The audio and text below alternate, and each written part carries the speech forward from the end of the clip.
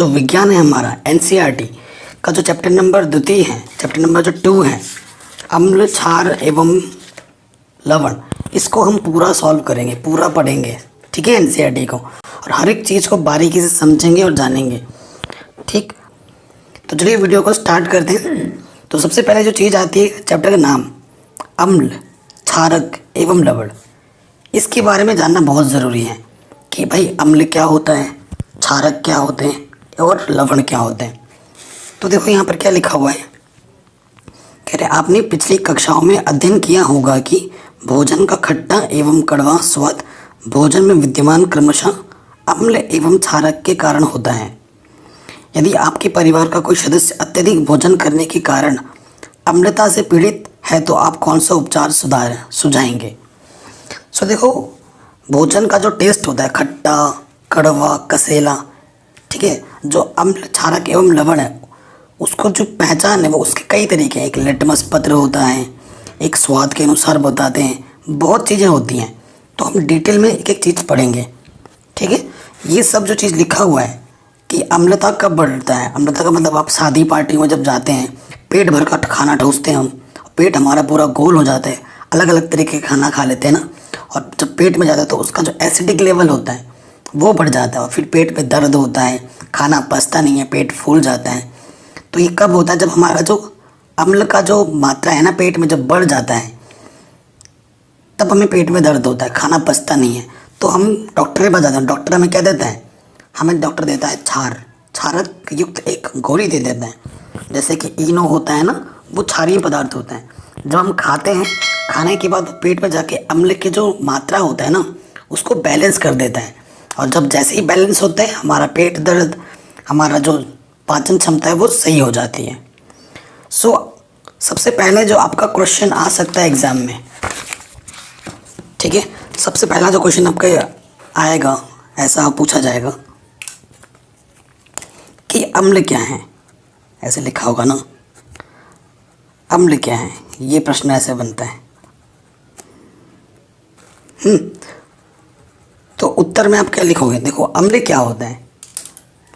अम्ल क्या है, अम्ल जो है ना लैटिन भाषा से शब्द से बना है। अम्ल को अंग्रेजी में बोलते हैं एसिड। क्या बोलते हैं, एसिड। सो ये जो अम्ल है ना वो लैटिन भाषा के शब्द से बना है, और जिसका मतलब होता है खट्टा।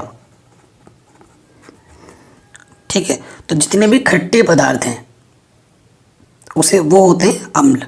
ठीक है, एसिड शब्द लैटिन भाषा के एसिड से बना हुआ है, और जिसका मतलब होता है खट्टा। और इसी आधार पर हम अम्ल को किस तरीके से परिभाषित कर सकते हैं, कई परिभाषा बन सकती है। वे पदार्थ जो स्वाद में खट्टे होते हैं, ठीक है, अम्ल कहलाते हैं। मैं ज़रा फास्ट लिख रहा हूँ ना, तो राइटिंग थोड़ी मेरी ऐसी बन रही है, तो आप समझ जाए ना।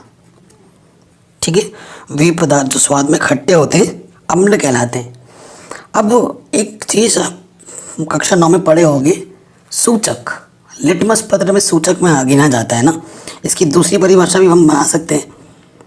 ठीक है, सूचक क्या होता है, पत्र होता है, लिटमस पत्र नीला होता है, लाल होता है ना, तो उसके आधार पर भी हम बता सकते हैं।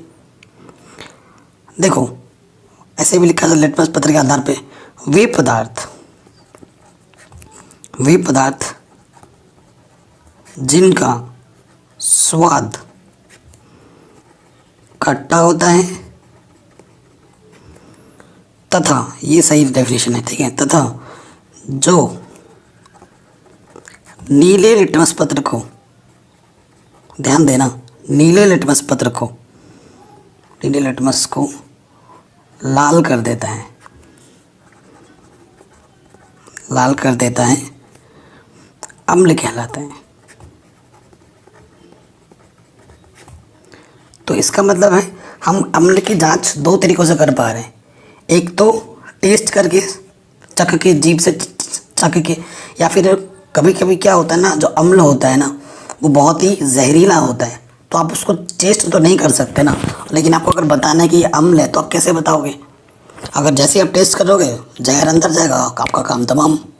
तो उस केस में आप टेस्ट नहीं कर सकते। तो और क्या तरीका है? और तरीका है, एक लिटमस पत्र आता है, आपने देखा नहीं होगा, एक स्ट्रिप पेपर की तरह होता है, जैसे ये पेज नहीं है ऐसे ही स्ट्रिप टाइप का होता है ऐसा, ठीक है। ये स्ट्रिप पेज में आते हैं और अगर बिना टेस्ट किए अगर हमें बताना है कि वो अम्ल है, कैसे बताएंगे?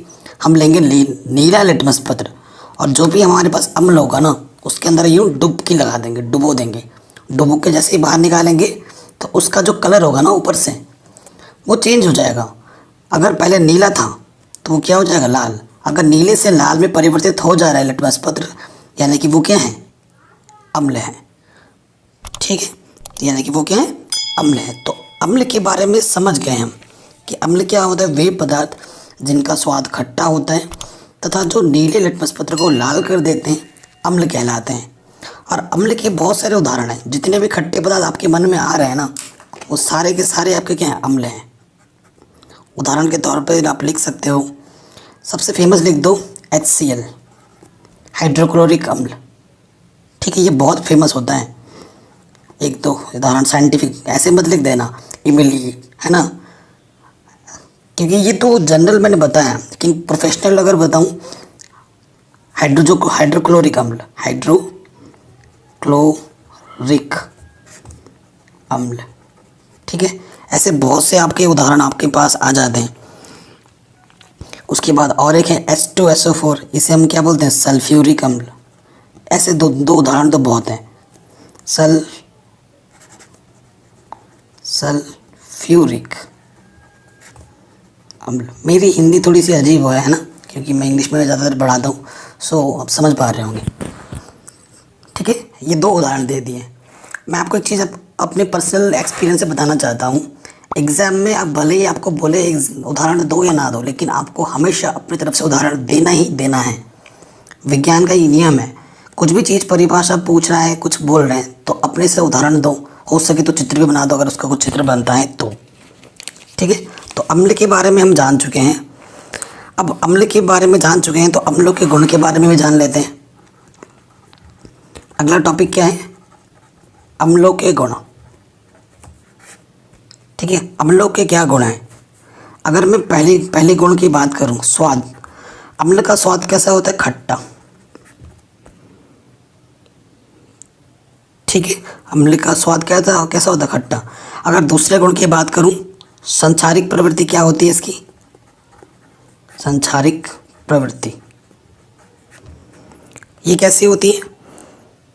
तो जो अम्ल होता है ना, अम्ल जो होता है, संचारित कौन होता है? धातु ही तो होते हैं, मतलब जंग लगना, है ना। जो अम्ल होता है, अम्ल धातुओं के साथ बहुत धीरे गति से क्रिया करता है। अम्ल धातुओं के साथ बहुत धीमी, लिख दो आप, बहुत धीमी गति से क्रिया करता है। एकदम स्लो में अभिक्रिया करता है ना, ठीक। अभिक्रिया करके विषैले यौगिक बनाते हैं, विषैले यौगिक बनाते हैं। अब इस पर एक क्वेश्चन बनता है आपके एग्जाम में हर बार इस टॉपिक पर, कि जो दही होता है, खट्टे पदार्थ होते हैं, उनको पीतल या तांबे के बर्तनों में क्यों नहीं रखा जाता है? ठीक है ना, आपके घरों में देखा होगा, आप चलता होगा। देखो यही आपके एनसीईआरटी में इसी टॉपिक पे क्वेश्चन पूछा गया होगा। कहाँ है, मैं आपको दिखाता हूँ। ये क्वेश्चन काफ़ी बार पूछा है। ये देखो, पीतल एवं तांबे के बर्तनों में दही एवं खट्टे पदार्थ क्यों नहीं रखने चाहिए? तो इसका उत्तर क्या होगा कि पीतल और तांबे के बर्तनों में दही एवं खट्टे पदार्थ इसलिए नहीं रखने चाहिए क्योंकि जो अम्ल होता है वो धातुओं के साथ क्रिया करके विषैले यौगिक बनाते हैं जो कि स्वास्थ्य के लिए हानिकारक हैं। इसी से बचाव के लिए दही एवं खट्टे पदार्थों को इन पात्र में नहीं रखा जाता है। आपका उत्तर बन गया आराम से, ठीक है। इस टॉपिक पर यह क्वेश्चन बना था, संचारिक प्रवृत्ति पर। ये चीज़ भी हो गई। अगला गुण अगर मैं बात करूँ, सूचक। अभी मैंने सूचक के बारे में भी हालांकि आपको बता दिया है। सूचक क्या होता है? सूचक कई प्रकार के हैं। लिटमस पत्र है हमारे पास फिनोफ्थिलीन है। बहुत प्रकार के सूचक होते हैं। सूचक का मतलब क्या होता है, जो हमें सूचना देते हैं, है ना, जो हमें सूचना देते हैं उसे हम सूचक बोलते हैं। ये जो हमारे पास लिटमस पत्र मैंने अभी आपको बोला था, है ना, वो हमें क्या सूचना दे रहा था कि नीला लिटमस पत्र जब लाल हो रहा है तो हमें ये सूचना दे रहा है कि भाई ये अम्ल है। तूने टेस्ट नहीं किया है लेकिन तू बता पा रहा है कि ये क्या है, अम्ल है। कैसे कि इस लिटमस पत्र जो नीले कलर का था वो लाल कलर में परिवर्तित हो गया है। ठीक है, इसका मतलब वो क्या है, अम्ल है। ठीक, तो सूचक कई प्रकार के होते हैं। सूचक क्या होता है, जो किसी चीज़ के बारे में हमें सूचना देते हैं, जानकारी देते हैं। ठीक है, तो सूचक आप क्या लिखेंगे, सूचक एक ऐसा पदार्थ होता है जो वस्तु के बारे में हमें, उसकी प्रकृति के बारे में हमें जानकारी देता है। ठीक है, तो अगर देखो सूचक में आप ऐसे लिख देना जो मैंने बोला, क्योंकि हर चीज़ में लिखूंगा तो उसमें टाइम भी वेस्ट होगा। तो जो मैंने बोला आप लिख लेना। अब सूचक में के उदाहरण अगर बताऊं तो लिटमस पत्र तो पहले ही बता चुका हूं, लिटमस पत्र हो गया सूचक में। दो चीज़ में और नया बता रहा हूं, जैसे कि मेथिल ऑरेंज, ये भी एक सूचक है, मेथिल ऑरेंज। और उसके बाद फिनोफ्थिलीन,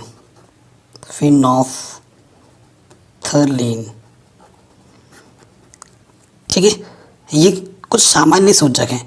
लिटमस पत्र क्या होता है, इसमें नीले लिटमस पत्र को लाल कर देता है आपका क्या, अम्ल।